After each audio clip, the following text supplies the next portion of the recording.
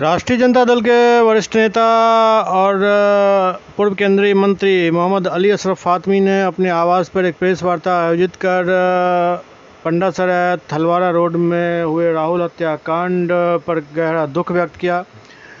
उन्होंने कहा जो बिहार में कानून व्यवस्था काफ़ी चरमरा गई है।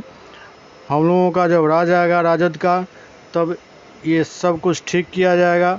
इस दौरान उन्होंने और बहुत सारी बातों का जिक्र किया। तो आइए सीधे चलते हैं उनके प्रेस कॉन्फ्रेंस में। नजर नहीं आती मुझे, ये तो पूरा हैंडओवर की तैयारी हो रही है। जो जनता दल यू के प्रमुख लोग हैं, दाएं बाएं रहने वाले, उनकी आस्था, उनका सपोर्ट कहाँ है सबको मालूम है। तो कम्युनलिज्म से लड़ते लड़ते किसके हवाले सत्ता करने का इंतजाम हो रहा है। साथ ही कुछ पार्टियां ऐसी भी हैं जो अपने आप को मुसलमानों का मसीहा बता करके फायदा पहुंचाना चाहती हैं। वो बिहार के रहने वाले भी नहीं हैं। सड़क के ऊपर दावत देते हैं तो उनका भी मंशा मालूम है कि वो कहीं ना कहीं से गाइड हो रहे हैं। तो आप लोगों से यही कहना है कि बिहार को हम लोग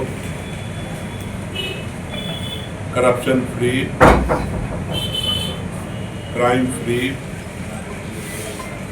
कम्युनलिज्म फ्री ये तो करेंगे। साथ ही महिलाओं के सम्मान के लिए बहुत कुछ करना है। चाहे 500 रुपये में सिलेंडर देना हो, 1500 रुपये वृद्धावस्था पेंशन का हो, या 2500 रुपया हमारी माँ बहन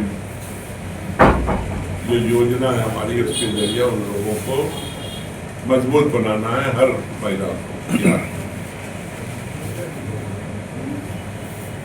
उसके साथ ही जो सबसे बड़ा काम है बिहार के अंदर, और जो असली काम है, ये क्राइम हो, ये जो महिलाओं की प्रॉब्लम हो, जितनी भी है, ये कहीं ना कहीं रोजगार से और नौकरी से जुड़ी हुई है।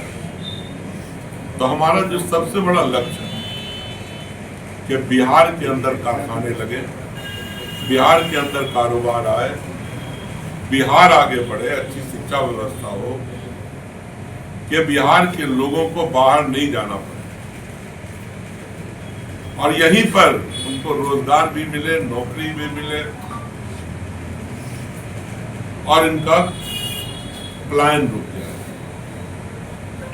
आज आप देखिए, एक माँ और बाप जो बूढ़ा हो गया, उसको अपने औलाद की मदद की जरूरत है,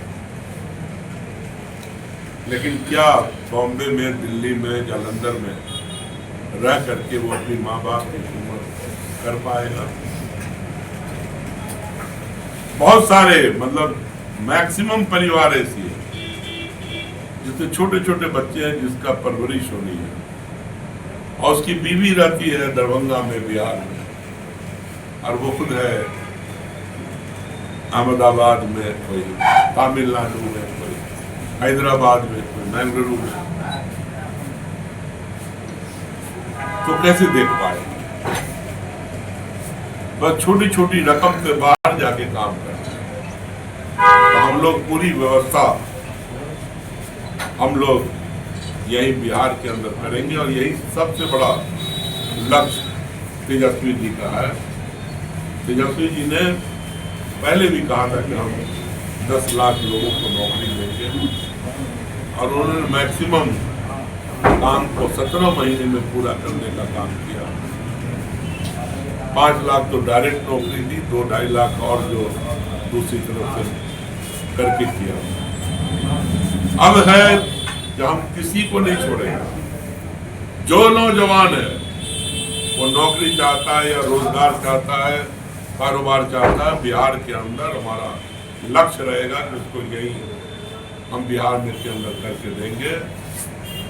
बिहार से ट्रेनें चलेंगी जरूर, लेकिन वो पलायन वालों को लेके नहीं जाएगी, वो टूरिज्म के लिए जाएंगे लोग। यहाँ से कोई कश्मीर घूमने जाएगा, कोई बॉम्बे, कोई गोवा, कोई लक्षद्वीप, कोई रिलीजियस प्लेसेस पर मथुरा जाएगा, अयोध्या जाएगा, बनारस। ट्रेन इस काम के लिए होगी, रिलीजियस टूरिज्म और नॉर्मल टूरिज्म के लिए। अब बिहार बहुत बदनाम हो